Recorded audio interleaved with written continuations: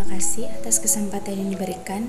Saat ini saya akan membawakan materi presentasi dengan judul Konsep Geopolitik dan Geopolitik Indonesia.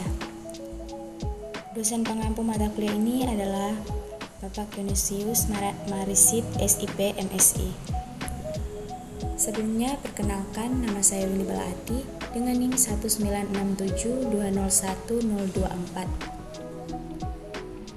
Pertama, kita akan membahas tentang pengertian geopolitik terlebih dahulu. Dalam buku Pendidikan Kewarganegaraan Civic Education oleh Dr. Baso Madiong, SHMH, dan kawan-kawan, geopolitik dijelaskan berasal dari kata geo dan politik. Geo berarti bumi, dan politik berasal dari bahasa Yunani yaitu politeia. Poli berarti kesatuan orang yang berdiri sendiri, dan teia berarti urusan. Geopolitik bisa juga disebut dengan wawasan Nusantara.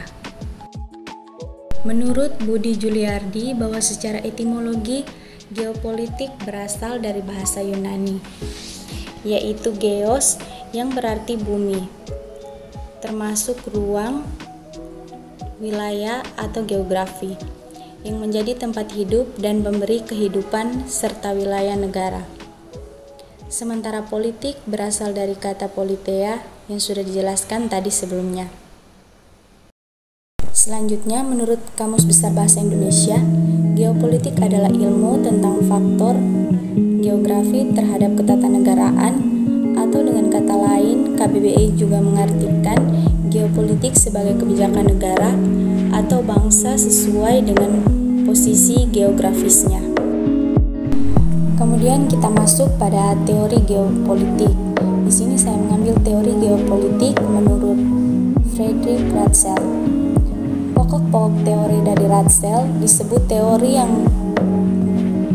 ruang yang menyebut bahwa A. Pertumbuhan negara mirip dengan pertumbuhan organisme atau makhluk hidup yang memerlukan ruang hidup atau Lebensraum cukup agar dapat tumbuh dan dengan subur melalui proses lahir, tumbuh, berkembang, mempertahankan hidup, menyusut dan mati. B. Kekuatan suatu negara harus mampu mewadahi pertumbuhannya. C. Suatu bangsa dalam mempertahankan kelangsungan hidupnya tidak terlepas dari hukum alam di mana hanya ada bangsa yang unggul saja yang dapat bertahan hidup. D. Apabila ruang hidup negara sudah tidak dapat memenuhi keperluan, ruang itu dapat diperluas dengan mengubah batas-batas negara baik secara damai maupun melalui jalan kekerasan atau perang. Geopolitik sendiri mempunyai 4 konsepsi dasar, yaitu konsepsi ruang, konsepsi frontier, konsepsi kekuatan politik, dan konsepsi keamanan bangsa. Mengalami sejarah panjang dalam perkembangannya, geopolitik dimatikan berkali-kali sebagai ilmu tapi sudah selalu hidup kembali. Akhirnya geopolitik menjadi terma yang hanya digunakan dalam dunia jurnalistik untuk menghantar reportase kondisi percaturan dan persaingan politik internasional. Unsur dalam pembangunan geopolitik yaitu keadaan geografis, politik strategi, hubungan timbal balik antara geografi dan politik, dan yang terakhir unsur kebijaksanaan. Unsur-unsur geopolitika Indonesia. Adapun unsur-unsur geopolitik Indonesia diantaranya 1. Wadah. Unsur ini terdiri dari wujud wilayah yang ditentukan oleh lautan dan gugusan ribuan pulau.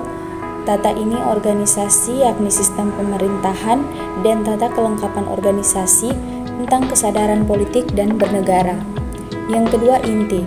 Isi geopolitik Indonesia tercermin dalam perspektif kehidupan manusia Indonesia yang memiliki cita-cita bangsa Indonesia yang tertuang di dalam pembukaan Undang-Undang Dasar 1945. Yang ketiga, tata laku. Tata laku memiliki 2 unsur, yakni tata laku batinia yang terbentuk karena kondisi dalam pertumbuhan hidupnya, dan tata laku lahiria, yakni tentang tata perencanaan, pelaksanaan, serta pengawasan.